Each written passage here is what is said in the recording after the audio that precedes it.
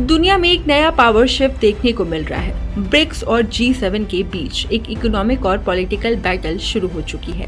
BRICS, जो developing economies का एक स्ट्रॉन्ग ग्रुप है, वेस्टर्न डोमिनेंस को चैलेंज कर रहा है। दूसरी तरफ G7 अब भी ग्लोबल फाइनेंस और पॉलिसीज पर कंट्रोल बना के रखना चाहते हैं।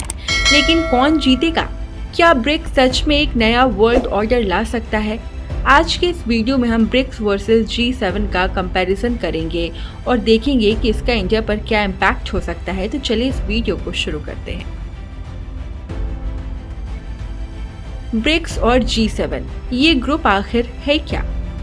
सबसे पहले ये समझने की जरूरत है कि ब्रिक्स और G7 का असली पर्पस क्या है। G7 एक डेवलप्ड कंट्रीज का ग्रुप है जिसमें UK, US, Canada, France, Germany, Italy और जापान शामिल है। ये ग्लोबल इकोनॉमी, ट्रेड और पॉलिटिक्स पर कंट्रोल बना के रखना चाहता है। IMF और वर्ल्ड बैंक जैसे इंस्टीट्यूशंस भी G7 के इन्फ्लुएंस में काम करते हैं। वहीं ब्रिक्स यानी कि Brazil, Russia, India, China, south Africa का एम वेस्टर्न कंट्रोल से इंडिपेंडेंट एक नया फाइनेंशियल और पॉलिटिकल सिस्टम बनाना है। साल 2024 में ब्रिक्स में नई कंट्रीज भी जुड़ गए, जैसे UAE, इजिप्ट, इथियोपिया, ईरान और अर्जेंटीना, जो इस ग्रुप को और भी पावरफुल बना रहा है।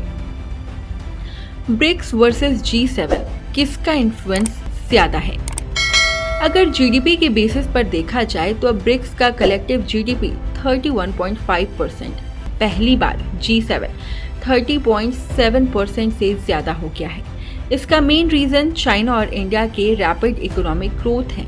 ब्रिक्स का इन्फ्लुएंस इमर्जिंग मार्केट्स में बढ़ रहा है, लेकिन G7 अभी फाइनेंशियल और टेक्नोलॉजी कंट्रोल रखता है। लेकिन सिर्फ जीडीपी सब कुछ नहीं होता। टेक्नोलॉजी, मिलिट्री पावर और फाइनेंशियल डोमिनेंस भी मैटर करती है।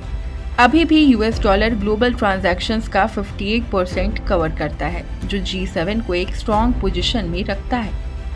क्या ब्रिक्स डॉलर की मोनोपोली तोड़ पाएगा? सबसे बड़ा सवाल ये है कि क्या ब्रिक्स US डॉलर की मोनोपोली तोड़ सकता है? ब्रिक्स कंट्रीज अपनी एक नई करेंसी लॉन्च करने का प्लान बना रही है, जिससे इंटरनेशनल ट्रेड में US डॉलर की डिपेंडेंसी खत्म हो सके। रशिया और चाइना पहले ही बायलैटरल ट्रेड में डॉलर का यूज कम कर चुके हैं, लेकिन ये इतना आसान नहीं है। डॉलर अभी भी इंटरनेशनल फाइनेंस का बैकबोन है और ब्रिक्स के अंदर भी एक कॉमन फाइनेंशियल पॉलिसी नहीं है। इंडिया और ब्राजील जैसे देश अपनी इंडिपेंडेंट इकोनॉमिक पॉलिसीज को प्रायोरिटी दे रहे हैं। इस वजह से ब्रिक्स का एक कॉमन करेंसी सिस्टम अभी भी मुश्किल लग रहा है। इंडिया की क्या स्ट्रैटेजी है? इंडिया एक यूनिक पोजीशन में है क्योंकि वो G7 और ब्रिक्स दोनों का मेंबर है। इंडिया ब्रिक्स में लीडरशिप रोल लेना चाहता है, लेकिन चाइना की डोमिनेंस से बचने के लिए US और यूरोप के साथ भी क्लोज टाइज बना रहा है। मोदी गवर्नमेंट की मल्टी अलाइनमेंट स्ट्रैटेजी काफी स्ट्रॉन्ग है। इंडिया एक तरफ ब्रिक्स के थ्रू डेवलपिंग कंट्रीज को सपोर्ट कर रहा है, तो दूसरी तरफ US और यूरोपियन मार्केट से भी फायदा उठा रहा है।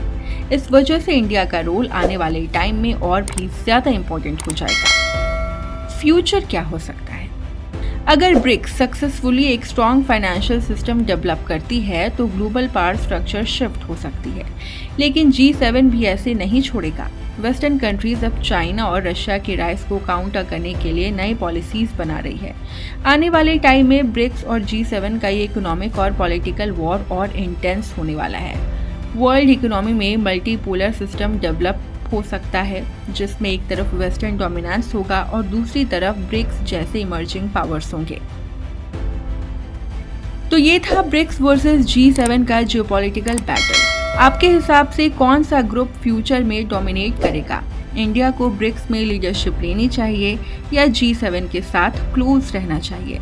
नीचे कमेंट में अपना ओपिनियन जरूर बताएं और अगर ये वीडियो इन्फॉर्मेटिव लगी हो तो लाइक, शेयर एंड सब्सक्राइब करना ना भूलें। Thanks for watching.